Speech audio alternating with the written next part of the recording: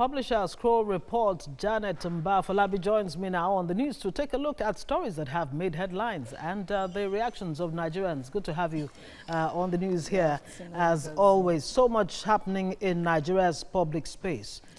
So much. At the same time. All at the same time. It's so it's almost dizzying. Yes, indeed. But what do you say to these things? First off, let's even begin with the El Zakzaky leave, to go on medical care in India by the court, Federal High Court in Abuja. I think it's a very good development because the federal government had always said they don't have any hands in his detention, that it's the Kaduna court that is detaining him. So the Kaduna court has now come out to grant him bail to go on that medical leave.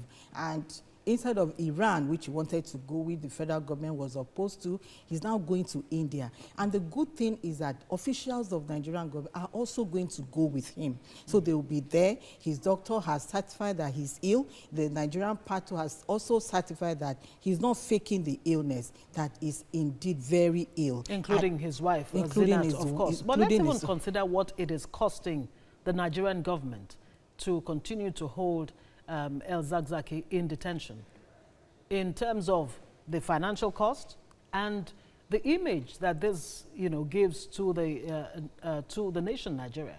Because in terms of financial costs, do you have any concerns? I mean, as to what it's costing Nigeria?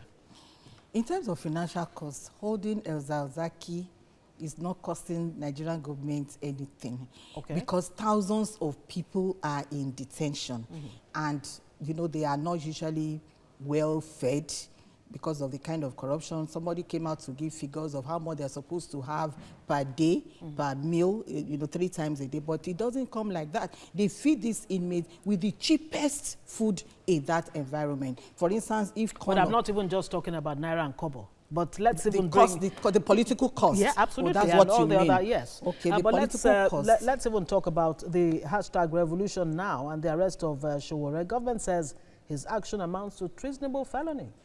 Of course it is. That's what the Criminal Code, Section 41, is very clear on that. It talks about the act of intention, when you have the intention, not the action.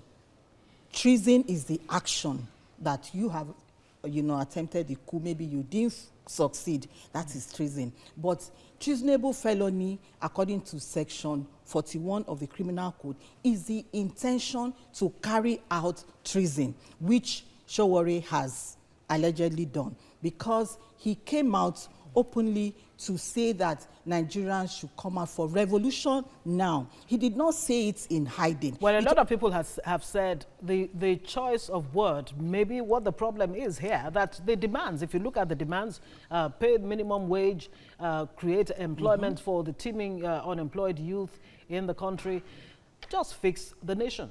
Is that too much to ask? Is that not re-echoing what other Nigerians have been calling for? They have been calling for that, but the choice of words in any situation is very important. Even as journalists, any careless choice of words or expression can set the country ablaze. He chose revolution. He knows the meaning of revolution. Revolution means taking power by fire, by force, seizure, coup, overthrow. Is he trying to get by revolution what he didn't get at the ballot?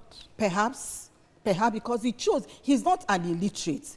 Sowore is a university graduate. He had been involved in a series of riots right from his days as a student union leader. So he knows the difference between riot, uprising, and revolution. And he carefully chose that word. So if he's careless enough to have chosen the word revolution, so he will face the consequences. But what I'm saying is that the Constitution says take him to court after 48 hours. So the government should take him to court and try him for the offenses for which they are holding him. That's the angle I'm also looking at. Some respected Nigerians have been coming out to react to this in a way that doesn't seem to put a good light on the government. They're saying this is taking us back to the military days. Is that an extreme?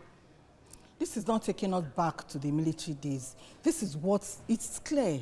The Criminal Code from sections 40, 41, 42, 43. If you read it after this program, you see it's so clear. So if you understand the consequences, and then you decide to use the word revolution, and then you have a beret and you are calling on people, you are inciting people, you are going on a live TV program to tell people that they should come out and revolt, and then you threatened that by the next day or 2 days after, there will be no more DSS. That was a direct confrontation on DSS. And DSS cannot keep quiet and then look at him come and maybe overrun. You don't decimate somebody who is threatening revolution.